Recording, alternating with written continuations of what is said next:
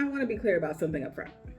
I'm not anti looking at competitors, especially early on. When you're building the first version of your product, looking at competitors can be very helpful, mostly and to use as like a frame of reference. They help you understand what your users may already be expecting to be able to do. And that's how you can avoid spending weeks debating just like foundational, basic things. Let's say you're building a productivity tool. There are probably some onboarding patterns that everyone uses. If you're building a bank, there are workflows that people just expect to be able to do. It's getting functional fast so that you can focus your time and energy on the things that make you different. The problem is that when teams take that early stage thinking and then apply it to everything. So this is the moment that I start to get nervous. Our competitor has advanced reporting, so we need advanced reporting. Okay. Reporting for what? Reporting for whom?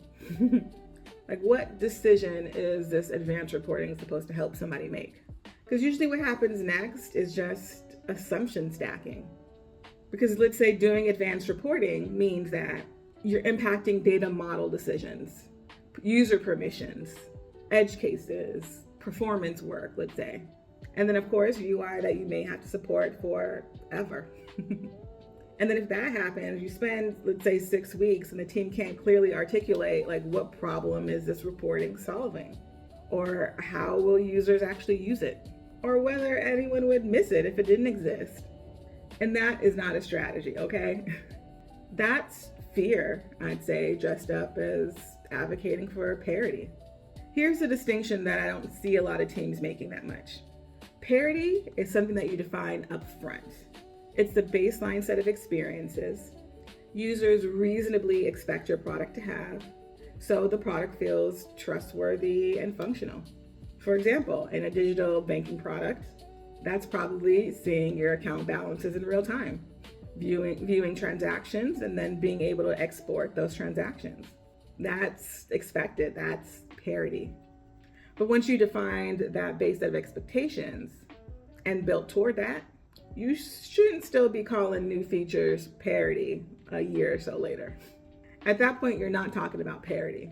You're talking about staying competitive. And that requires a different level of justification. So when someone says we need this because our competitors have it, here's the move that I make. You can ask them to like finish a sentence or give you a clear answer here. Like, if we don't build this thing, users won't be able to do what exactly? If the answer is vague or hypothetical, maybe even rooted in anxiety, take that as a moment to pause, Quick win today. If you have any parity items on your roadmap, look at one of them and ask this question. What specific user problem are we solving? And how will we know if it worked? And if you can't answer those, I'd say you're probably not making intentional decisions, you are just reacting. But I warn you, because this is how products get bloated. Not because teams are careless, it's just because you stop asking why. Specifically, why something belongs. Parity gets you in the game, and focus is how you win it.